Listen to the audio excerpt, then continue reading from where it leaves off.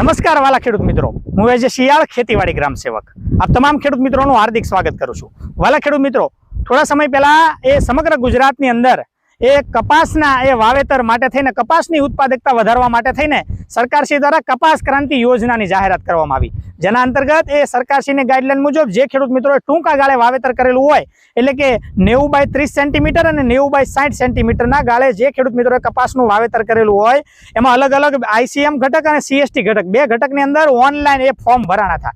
એના અંદર જે ખેડૂત મિત્રોએ ઓનલાઈન અરજી કરેલી હોય એવા ખેડૂત મિત્રોનું હવે ગ્રામ સેવક દ્વારા વેરિફિકેશન કરવાનું મોટા ભાગના જિલ્લાની અંદર ચાલુ છે।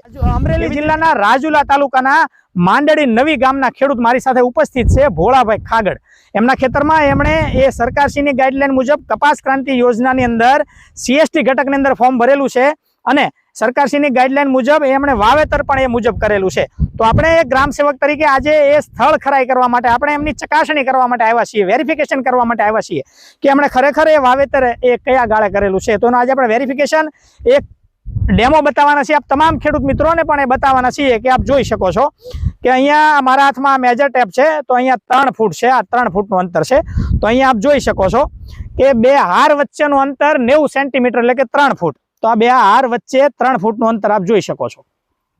બીજું કે CST ઘટકની અંદર બે હાર વચ્ચે 3 ફૂટ 90 સેન્ટીમીટર અને બે છોડ વચ્ચે 30 સેન્ટીમીટર એટલે કે 1 ફૂટ। તો અહીંયા 1 ફૂટનો ગાળો આપ જોઈ શકો છો,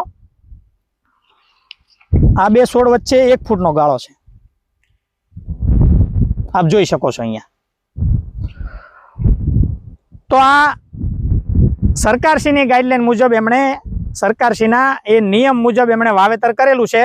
તો હવે આપણે આ ચકાસણી કરી, સ્થળ ખરાઈ કરી અને હવે આ સહાય યોજનાનો લાભ લેવા માટે પાત્ર થયા છે એવું આપણે ગણી અને એમનું વેરિફિકેશન આજે પૂર્ણ કરીએ છીએ। આભાર।